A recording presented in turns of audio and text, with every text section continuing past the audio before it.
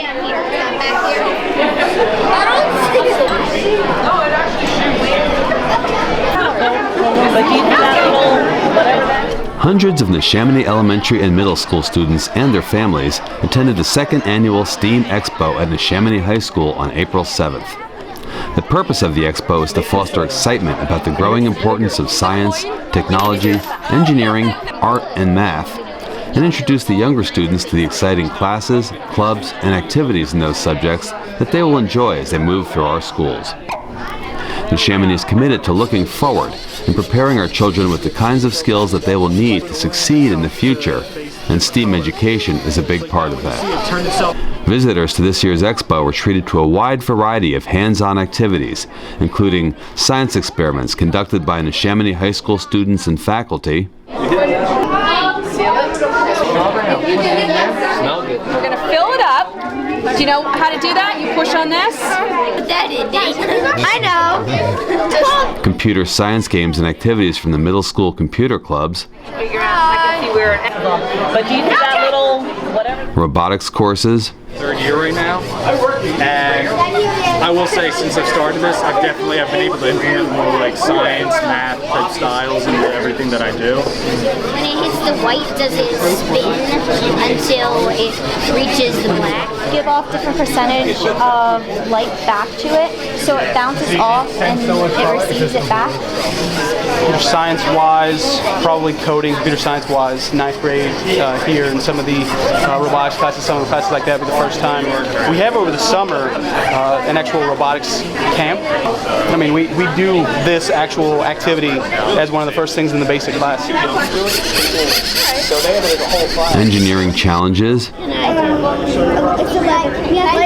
Students are designing towers to hold a tennis ball 12 inches up in the air. They get 25 straws, 20 paper clips, and 2 feet of tape. Bounce, you have a bounce in the sky. It's like the Leaning Tower of Pisa. They have to build a paper airplane from one of the 5 different designs available. From behind the masking tape, which is 12 feet away, they have to fly their airplane through the hula hoop, first target, to the wall, and try and get their plane to not only go up, but to also go left or right so it hits the upper corners, which is where the highest points are.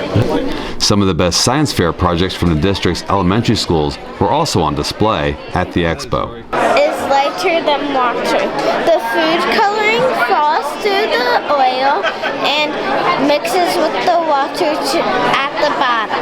We made it. We used borax, glue, and water.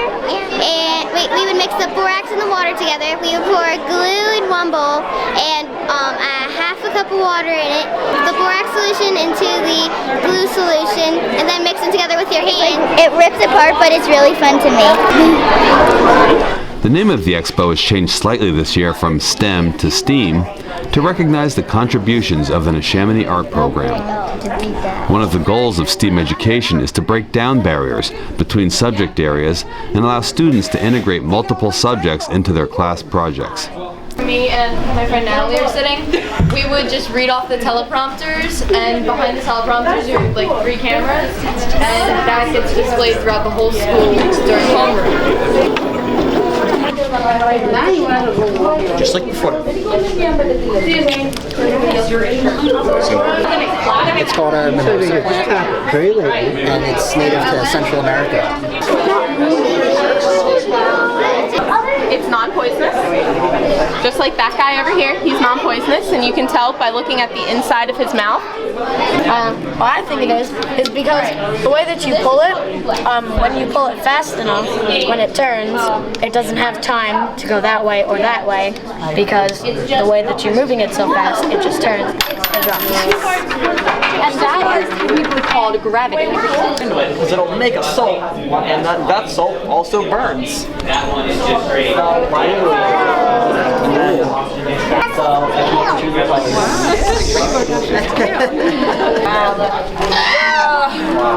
Cool, right, guys? Yeah. Sound is just vibrations and air. It pushes and pulls on air molecules. And so I'm sure you guys have all had speakers sometimes a little too loud, and you can actually feel the sound waves. You've been able to feel the bass push on you? Well, that's what's happening here with a speaker. And the speaker is pushing and pulling the air in the cone. And the cone is focusing that push and pull down the opening of the tube. And we have that. And so as you change the frequency, you can see, there we are.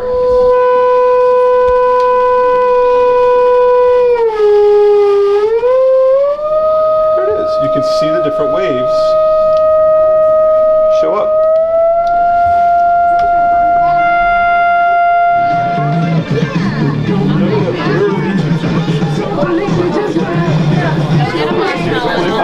I'm not, you just have to go around. Wait your turn. Go around.